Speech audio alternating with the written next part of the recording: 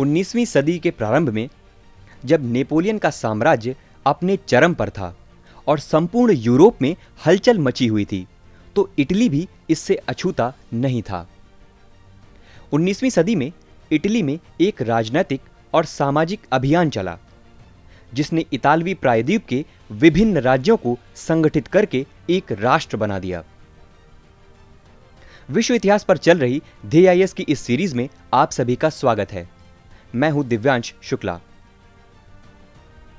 दरअसल नेपोलियन के युद्धों के बाद सिर्फ इटली ही नहीं बल्कि संपूर्ण यूरोप में राष्ट्रवाद और राष्ट्रवादी विचारधाराओं की लहरें उत्पन्न हुईं। इटली, जो कि कभी संपूर्ण यूरोप का गौरव हुआ करता था, वो विशाल रोमन साम्राज्य जिसका केंद्र कभी इटली था, अब एक कमजोर और टुकड़ों में बटा हुआ राज्य बन चुका था। लोगों में जब राष्ट्रवाद पनपने लगा तो वे उसी पुराने इटली के गौरव, उसकी संस्कृति, विज्ञान व कला की तरफ मुड़ने लगे। वो एक बार फिर से इटली को गौरवशाली बनाने का सपना देखने लगे।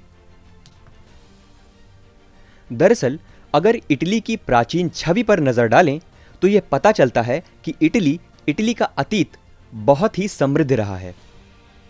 रोम, जो कि इटली की राजधानी है, वह कभी समूचे यूरोप की राजधानी थी, विशाल रोमन साम्राज्य की राजधानी थी।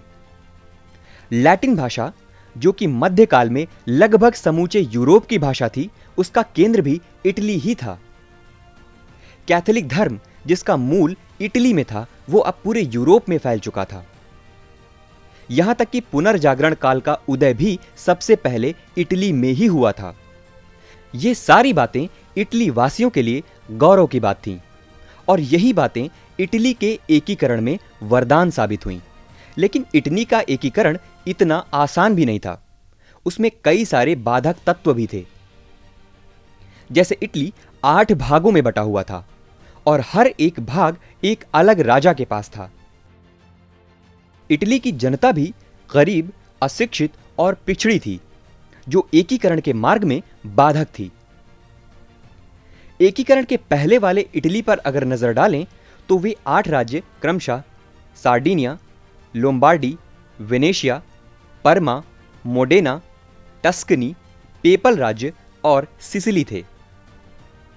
इसके अलावा इटली के एकीकरण में जो सबसे बड़ी बाधा थी वह था पोप। दरअसल पेपल स्टेट पर पोप का शासन चलता था और रोम उसकी राजधानी थी।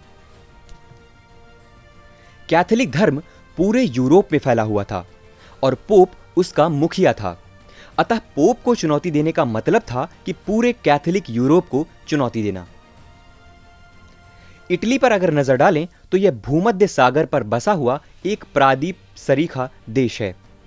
इसलिए अगर इटली का एकीकरण हो जाता और वह मजबूत हो जाता तो यह बात ब्रिटेन और फ्रांस जैसे देशों के लिए खतरा बन सकती थी, क्योंकि इन देशों के व्यापार का भारी हिस्सा भूमध्य सागर यानी मेडिटेरेनियन सी के द्वारा ही होता था। इस प्रकार कुछ ऐसे तत्व थे जो कि इटली के एकीकरण का समर्थन कर रहे थे, तो कुछ इस एकीकरण में बाधक भी थे। इन सब के अलावा एकीकरण का जो मुख्य कारण था, या यूं कहें कि एकीकरण की आग को सुलगाने का कारण था, वह था नेपोलियन।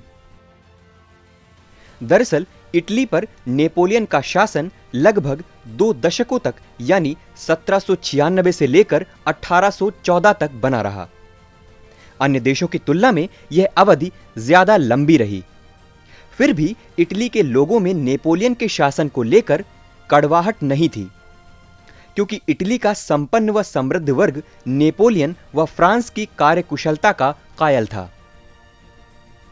और यही कारण था कि भले ही नेपोलियन के छत्र तले ही सही, पर समूचे इटली ने एकता का एहसास किया था।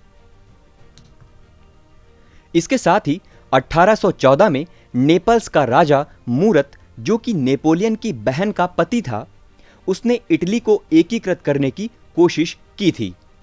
लेकिन उसी समय नेपोलियन की हार हो चुकी थी और 1815 तक नेपोलियन का सितारा अस्त हो चुका था, जिसके बाद मूरत को भी हत्या कर दी गई और उसका यह सपना पूरा नहीं हो सका था।